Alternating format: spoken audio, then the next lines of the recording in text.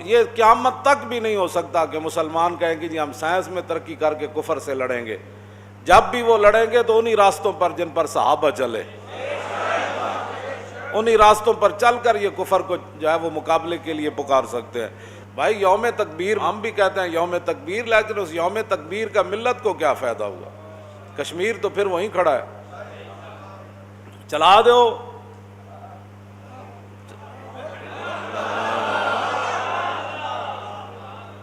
ہتھیار رکھنے کے لیے تو نہیں نہ ہوتے, چلاؤ, پھر اور رب دے دے گا, پھر اور رب دے دے گا, پھر اور رب دے گا, پھر فتح کر دیں تو چلے جانا ہے. پھر صرف سال کے بعد یوم تکبیر منانے سے کفر نہیں گرتا.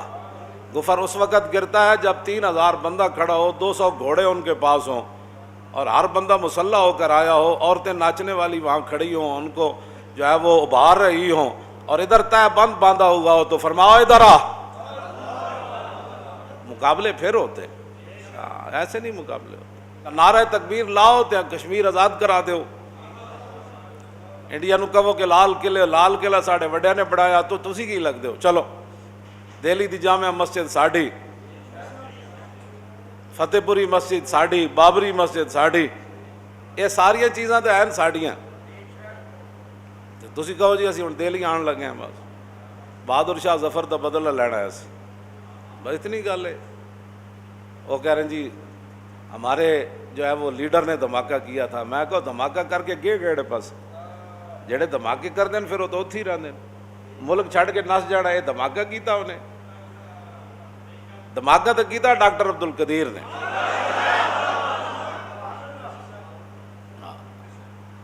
سارے جناب اخبار تے لکھے جی کیک کٹے جا رہا. میں آگے دھماکے نہ کیک نہیں کٹے جاتے, دھماکے نہ سینہ تان کے دشمن کے سامنے کھڑا ہوا ہے, مڑ کے چھری پھر کیک ہوتے, مڑ کے ہوتے جناب کیک کٹ کے کھاؤ. جی کی ہویا جناب اسی ایٹم بم بنایا. پھر کشمیر آ گیا, کہندے نہیں آیا. کہندے بیت المقدس فتح ہویا, کہندے نہیں ہویا. کہندے شام وچ کوئی امن ہویا, کہندے نہیں ہویا. رمضان وچ بھی جنگاں ہوئیاں, شوال وچ بھی ہوئیاں, ربیع الاول شریف وچ بھی ہوئیاں, لیکن وہ جنگاں بیان کون کرے؟ کافر کی موت سے بھی لرزتا ہو جس کا دل, کون کہتا ہے اسے مسلمان کی موت مر.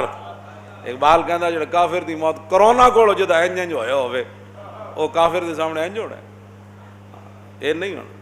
یہ بیان اساں ہی کرنیاں. آل بیت دے گھر کیویں پڑھایا جاندا سی جی, یہ بھی گل میں کر جا.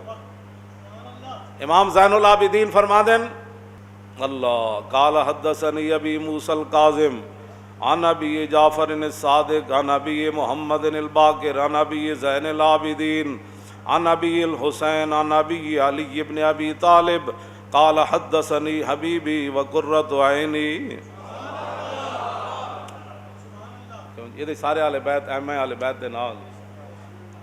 امام زین العابدین فرماندے ہیں ساڈے گھر یعنی امام حسین دے گھر رضی اللہ تعالی, فرمایا ساڈے گھر حضور دے غزوات انج پڑھائے جاندے سن جویں قرآن پڑھایا جاندا سی. الحمد شریف تو لے کے قرآن والناس تک پڑھایا جاندا سی نا, تے ساڈے گھر وچ پڑھان والے کون؟ یا تے مولا علی, یا امام حسین, یا امام حسن, کیوں جی, یا پھر حضرت سیدہ طیبہ طاہرہ حضرت فاطمہ الزہرا. حضور دے غزوات ساڈے گھر وچ انج پڑھائے جاندے سی. تے شاید ہی مسلمانوں دے بچے نوں بدر تو علاوہ کوئی نہ یاد ہو. تے گلاں تسی کردے ہو جی ہم بڑے اہل بیت سے محبت کرتے ہیں, صحابہ سے بڑی محبت کرتے ہیں. تے انشاءاللہ انہاں غزوات دی برکت نال ہی پاکستان دنیا تے چھانا ہے. جا اصل تے اللہ دی طاقت نال ہی ہونا ہے نا. ہاں جی. میجر امیر افضل کی کہندا ہے, انہیں پاکستان کتاب وچ لکھیا بھائی BRB نہر 1965 دی جنگ وچ ساڈے کو ایک گولی بھی نہیں رہی. میں یہی کہنا بھائی گولیاں نال نہیں لڑیا جانا.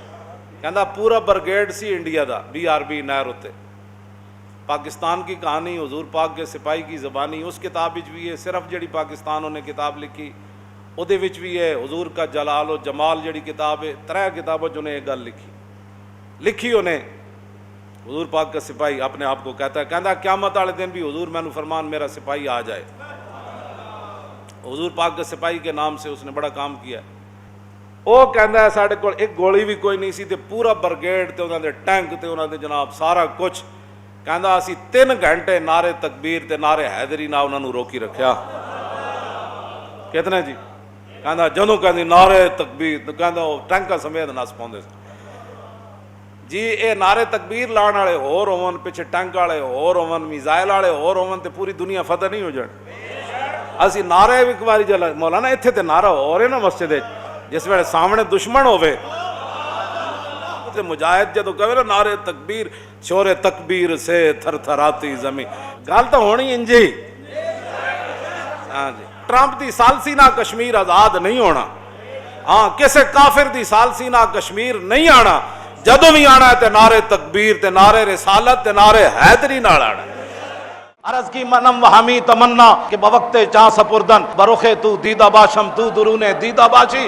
حضور یہی تو ایک تمنا تھی کہ دنیا سے جاتے ہوئے آپ مجھے دیکھیں میں آپ کو دیکھوں.